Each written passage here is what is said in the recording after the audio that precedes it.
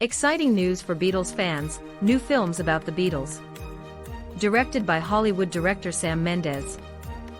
Sam Mendes, the Oscar-winning director behind the films American Beauty and Skyfall, has announced plans to make 4 separate films about the biggest band in history, one for each Beatle member, with the blessing of their families.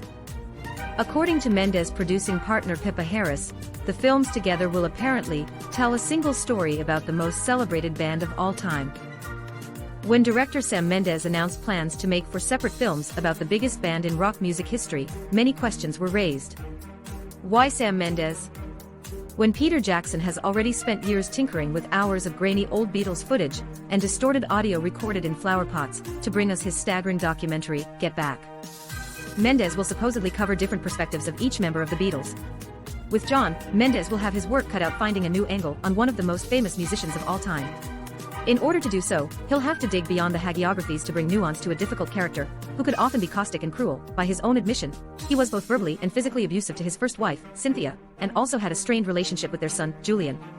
According to Harris, though, while the project does have the blessing of the Beatles and their families, there is no sense of the band wanting him to tell a particular, authorized version of their rise to success, with nothing off limits, so perhaps he won't feel compelled to deify his subject. George Harrison, who famously called himself the economy-class Beatle, in a nod to his perceived secondary status in the band, would make a genuinely fascinating character study. His abrupt goodbye when he briefly left the band during the Let It Be sessions, striding out of Twickenham Studios. His love triangle between him, wife Pattie Boyd and Eric Clapton.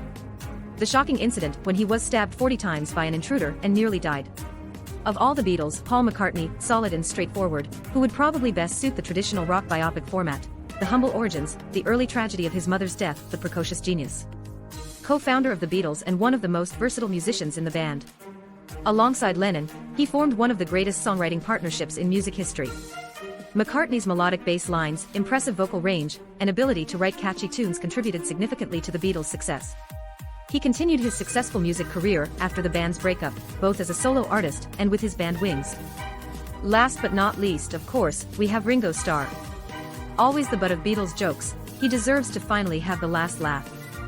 He's always been painted as a simple soul, willing to turn up, sing Octopus's Garden, and bash some drums, so Mendes could lean into that happy-go-lucky persona, and show us Ringo careering through swinging 60s London, bumping into the big names of the day, then inviting them back for an ease-up at his fully operational at-home pub, the Flying Cow.